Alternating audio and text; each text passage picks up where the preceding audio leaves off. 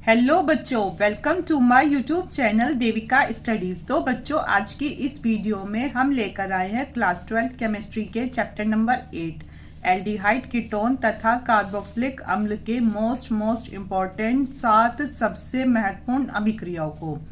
तो ये ऐसी अभिक्रियाएं हैं जो कि आपके बोर्ड एग्जाम में कई सालों से रिपीट हो रही हैं और इनके आपके खुद के सेट में आने के भी पूरे चांसेस हैं। तो इसीलिए आप इनको शुरू से आखिरी तक अच्छे से समझ लेना। तो ये होती है नेमिंग रिएक्शन। कौन सी रिएक्शन है? तो ये होती है हमारी नेमिंग रिएक्शन। इसमें क्या पूछा जाता है? इसमें आपसे सीधा पूछ लिया जाता है, जैसे कि आपसे इसमें पूछा गया है कि गाटरमान कोच अभिक्रिया। तो आपसे पूछ लेंगे कि गाटरमान कोच अभिक्रिया पर टिप्पणी लिखो। तो इस पर टिप्पणी क्या लिखोगे? तो इसमें तो आइए अब हम वीडियो को स्टार्ट करते हैं। तो सबसे पहली है हमारी गाटरमान कोच अभिक्रिया। तो ये अभिक्रिया जब हमने एल्डिहाइड के निर्माण की विधि में भी पढ़ी थी। अगर आपने मेरी एल्डिहाइड के निर्माण की विधि की वीडियो नहीं देखी तो आप चैनल पर जाकर ज़रूर देखना, आपको उससे बहुत हेल्प मिलेगी। तो आइए अब हम देखते हैं। तो सबसे पहली है गाटरमान कोच अभिक्रिया, जो कि मोस्ट इम्पॉर्टेंट है। तो इसमें क्या होता है? तो इसमें हमारा एल्डिहाइड बनता है। तो इसमें हम लिखेंगे कि निर्जल AlCl3 की उपस्थिति में बेंजीन की क्रिया। तो किसकी उपस्थिति में करा रहे हैं? तो ये हम करा रहे हैं निर्जल AlCl3 की उपस्थिति में बेंजीन की क्रिया। तो इधर बना दो क्या? बेंजीन। तो ये है हमारी बेंजीन। बेंजीन की क्रिया कार्बन मोनोऑक्साइड यानी CO तथा हाइड्रोजन क्लोराइड यानी HCl, इन दोनों के साथ कराने पर, मतलब निर्जल AlCl3 की उपस्थिति में बेंजीन की क्रिया कार्बन मोनोऑक्साइड और HCl के साथ कराने पर क्या बनता है? तो इसमें बनता है हमारा बेंजेल्डिहाइड। मतलब कि जो ये बेंजीन रिंग है ये तो ऐसे ही आ गई और इसके ऊपर क्या लग गया? इसके साथ आ गया CHO। क्या आ गया? CHO, क्योंकि एल्डिहाइड में आता है हमारा CHO। तो इसका नाम क्या है? इसका नाम है बेंजेल्डिहाइड। अब CHO तो इधर आ गया, तो इधर क्या बचा? इधर बचा हमारा HCl। तो ये हमारी गाटरमान कोच अभिक्रिया। आपको अगर ऐसे टिप्पणी पूछ ली जाए तो आपको इसके बारे में ये सब लिखने की ज़रूरत नहीं है, आपको सीधा अभिक्रिया लिख देनी है। अगर आपको अच्छे से इसकी प्रैक्टिस कर लोगे तो आपको ये बहुत आसान लगेंगी। अब दूसरी अभिक्रिया है हमारी कैनिजारो अभिक्रिया। ये भी इम्पॉर्टेंट है। इसमें क्या होता है? इसमें होता है इसमें फॉर्मेल्डिहाइड की सांद्र NaOH या फिर KOH से क्रिया कराने पर सोडियम फॉर्मेट यानी क्या बनता है?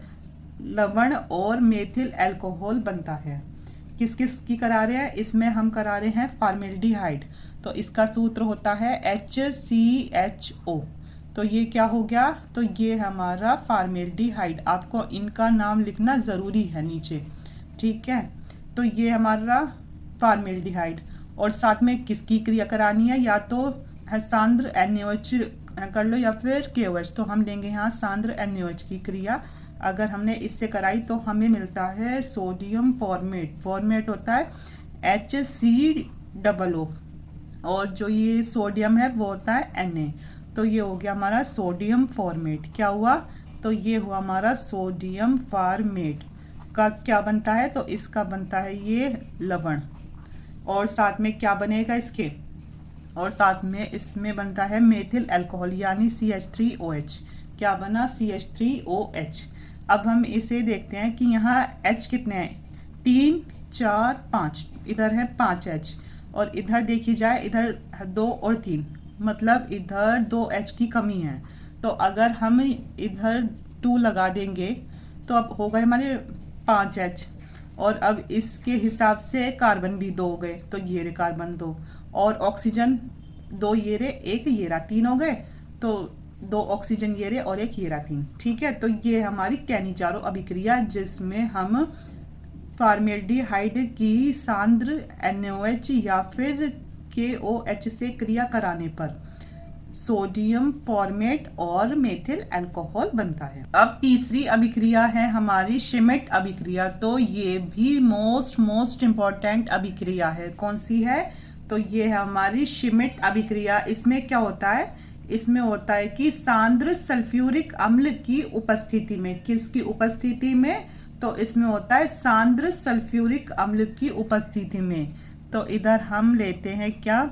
सांद्र सल्फ्यूरिक अम्ल यानी H2SO4, इसकी उपस्थिति में जब कार्बोक्सिलिक अम्ल, तो कार्बोक्सिलिक अम्ल हम कोई सा भी ले सकते हैं, हम इधर लेंगे एसिटिक अम्ल जो कि होता है CH3COOH।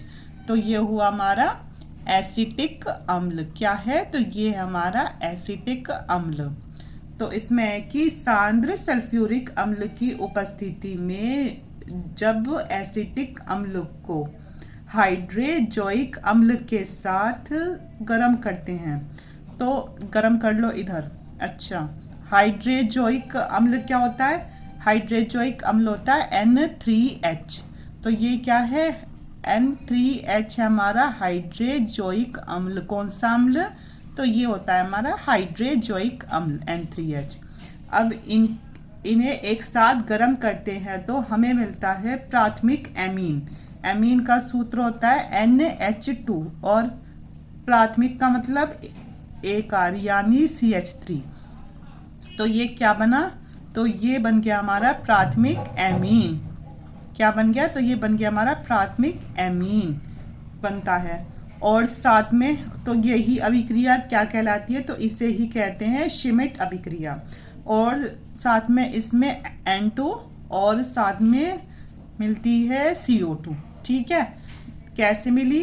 कार्बन देखो CH3 ये रहा, CH3 ये रहा, N एक N ये रहा, एक N ये रहा। N कितने हैं? यहाँ 3 है, तो 2 ये रहे और एक तीसरा ये रहा। और इसमें से क्या निकला? इसमें से आ गया ये CO2। ठीक है, तो ये हो गए। तो ये हमारी श्मिट अभिक्रिया। इसमें एसिटिक अम्ल और हाइड्रोजोइक अम्ल को सांद्र सल्फ्यूरिक अम्ल की उपस्थिति में गर्म करते हैं तो हमें मिलता है प्राथमिक एमीन और N2 और CO2 भी साथ में निकल जाता है। अब चौथी अभिक्रिया हमारी एस्टरीकरण। तो आपसे सीधा पूछ लिया जाता है कि एस्टरीकरण पर टिप्पणी लिखिए। तो आप इस पर टिप्पणी कैसे लिखोगे? तो आप इसमें लिखोगे कि सांद्र सल्फ्यूरिक अम्ल या शुष्क HCl की उपस्थिति में। ठीक है, इन दोनों की उपस्थिति में। तो किस किस की में? एक तो हम यहाँ ले रहे हैं सांद्र सल्फ्यूरिक अम्ल यानी H2SO4 और साथ में क्या है? और साथ में है या फिर लेंगे शुष्क HCl। इन दोनों की उपस्थिति में जब कार्बोक्सिलिक अम्ल यानी एसिटिक अम्ल ले लो तो वो आ जाएगा CH3COOH। तो ये हो गया हमारा एसिटिक अम्ल। तो ये हो चुका है एसिटिक अम्ल को अल्कोहल के साथ गर्म करते हैं। तो इसे भी क्या करना है? गर्म करना है। किसके साथ? अल्कोहल के साथ। अल्कोहल हम यहाँ ले लेते हैं एथिल अल्कोहल। आप यहाँ कोई सा भी अल्कोहल ले सकते हो, हम तो यहाँ ले रहे हैं एथिल अल्कोहल। एथिल अल्कोहल के साथ गर्म करते हैं तो हमें क्या मिलता है? तो इसमें एस्टर बनता है, इसीलिए ये एस्टरीकरण है। तो एस्टर का फॉर्मूला होता है CH3COOC2H5। क्या होता है? CH3COOC2H5 यानी एथिल एसीटेट। क्या बनाइए? तो ये बना हमारा एथिल एसीटेट और साथ में, और इसे ही कहते हैं एस्टर। क्या कह देते हैं इसे? एस्टर। और साथ में इसमें निकलेगा H2O। तो एस्टरीकरण आपसे पूछा जाएगा तो आप उसमें क्या करोगे? तो उसमें आप सांद्र सल्फ्यूरिक अम्ल या फिर शुष्क HCl की उपस्थिति में एसिटिक अम्ल की क्रिया एथिल अल्कोहल के साथ इसको क्या करोगे? गर्म करोगे तो आपको एथिल एसीटेट मिलेगा यानी कि एस्टर मिलता है। अब अगली हमारी पांचवी अभिक्रिया जो कि है एल्डोल संघनन, और ये तो मोस्ट इम्पॉर्टेंट है क्योंकि अधिकतर बच्चों को आती नहीं है। तो एल्डोल संघनन क्या होता है, इसमें तनु अम्ल या तनु क्षार की उपस्थिति में एल्डिहाइड के 2 अणु होते हैं। ठीक है, तो अब यहाँ हम एल्डिहाइड के 2 अणु लेंगे, यानी CH3CHO एक अणु हो गया, एल्डिहाइड हो गया, और एक हो गया CH3CHO। तो हमने किसके लिए हैं ये अणु 2, तो हमने ये एल्डिहाइड के 2 अणु लिए हैं, एल्डिहाइड के 2 अणु हैं। और किसकी उपस्थिति में करा रहे हैं, तो यहाँ होता है तनु अम्ल हो या फिर तनु क्षार हो। ठीक है, इनकी उपस्थिति में एल्डिहाइड के 2 अणु संघनित होकर अब इनका आपस में क्या होएगा, इन दोनों अणुओं का आपस में क्या होगा, इनका होगा संघनन। फिर ये संघनन करके क्या बनाते हैं, एल्डोल बनाते हैं। उसका सूत्र आपको पता होना चाहिए जब भी आप इस अभिक्रिया को कर पाओगे। तो एल्डोल कैसे बनेगा, ये जो है CH3CH एक साथ, ये तो ऐसा का ऐसा ही आ गया। अब जो ये O है इसके साथ एक H जुड़ जाएगा, वो ब्रैकेट में OH हो गया। अब क्या है, जब इधर से एक H इधर आ चुका है, तो अब यहाँ कितने H है, तो यहाँ 2H है, तो हो जाएंगे CH2 और साथ में CHO।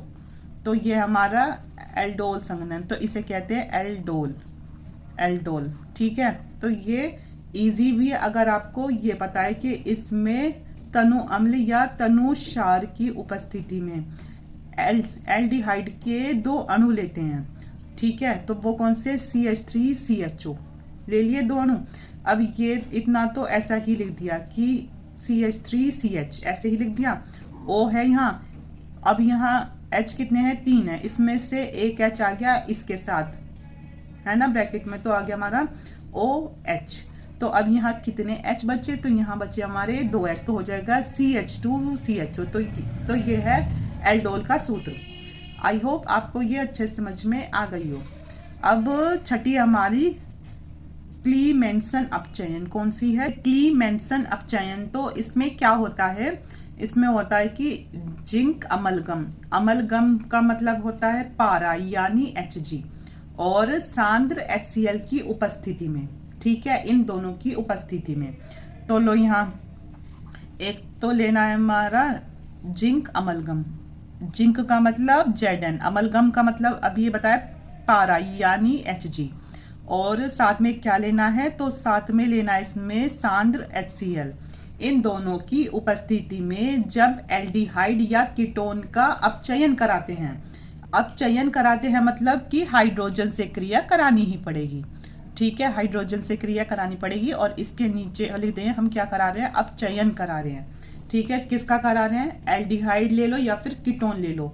तो हम यहाँ ले रहे हैं एल्डिहाइड है यहाँ हमारा CH3CHO, क्या है, तो वो है हमारा CH3CHO। हमने यहाँ लिया एल्डिहाइड लिया, और इसकी अभिक्रिया हाइड्रोजन के साथ कराई कि यानी इसका अपचयन कराया, और किसकी उपस्थिति में कराया, तो हमने कराया जिंक अमलगम या सांद्र HCl की उपस्थिति में। तो हमारा क्या बनता है, तो इसमें बनता है एल्केन, या फिर एथेन बना लो, मेथेन बना लो, ये एल्केन होते हैं। तो इसमें बनेगा हमारा CH3 और CH3, या आप इसे ऐसे भी लिख सकते हो C2H6, है ना, क्योंकि इसमें कितने कार्बन है, 2, और हाइड्रोजन हो गए 6। तो इसका नाम होता है एथेन, इसका नाम है एथेन, और साथ में क्या निकलेगा, H2O निकलेगा, जल। आई बात समझ में कि क्लीमेंसन अपचयन अभिक्रिया होती है कि इसमें जिंक अमलगम और सांद्र HCl की उपस्थिति में जब एल्डिहाइड या कीटोन का अपचयन कराते हैं तो एल्केन बनता है। इसे ही क्लीमेंसन अपचयन अभिक्रिया कहते हैं। ठीक है, तो पर अभी ये शायद हुई नहीं है बैलेंस। कार्बन कितने आ गए, 2 हैं, हाइड्रोजन कितने हैं, 6 हैं यहाँ, और 2 ये रहे, तो 8 हाइड्रोजन हो गए। लेकिन यहाँ हाइड्रोजन देखा जाए तो 3 और 1 4 5 6, अगर हम इसे दुगना कर दें तो हमारे 8 हाइड्रोजन इधर 8 इधर, तो ये अब हो चुकी हमारी बैलेंस। अब 7वीं और आखिरी है हमारी रोजेनमुंड अभिक्रिया। कौन सी है, रोजेनमुंड अभिक्रिया। इसमें क्या होता है, इसमें होता है कि एसिटिल क्लोराइड के अपचयन से, और हाँ ये याद रखना, ये मोस्ट इंपॉर्टेंट है, ये पिछले साल भी एग्जाम में आई थी। इसमें होता है कि एसिटिल क्लोराइड के अपचयन से एल्डिहाइड बनता है। एसिटिल क्लोराइड यानी CH3COCl। एसिटिल क्लोराइड का मतलब CH3COCl। एसिटिल क्लोराइड यानी CH3COCl, इसकी उपस्थिति में एसिटिल क्लोराइड के अपचयन से, इसमें क्या हो रहा है, अपचयन। अपचयन का मतलब कि हाइड्रोजन से क्रिया कराएंगे, अपचयन कराने का मतलब हाइड्रोजन से क्रिया करा दो सीधा, ठीक है। तो इसमें क्या बनता है, इसमें बनता है एल्डिहाइड। एल्डिहाइड यानी CH3CHO बना लो, तो ये क्या बन गया, तो ये बन गया इसमें हमारा एल्डिहाइड, और साथ में क्या निकलेगा, HCl निकल जाएगा। इसे ही रोजेनमुंड अभिक्रिया कहते हैं। तो रोजेनमुंड अभिक्रिया होती है कि इसमें एसिटिल क्लोराइड के अपचयन से एल्डिहाइड बनता है, इसे ही रोजेनमुंड अभिक्रिया कहते हैं, यानी मतलब सीधा सीधा हाइड्रोजन से क्रिया करा दो। तो आज की इस वीडियो में हमने 7 सबसे महत्वपूर्ण अभिक्रिया इस चैप्टर से कराई हैं। अगर आपको वीडियो पसंद आई हो तो प्लीज़ चैनल को सब्सक्राइब करना, वीडियो को लाइक, शेयर और कमेंट ज़रूर करना। Thank you so much.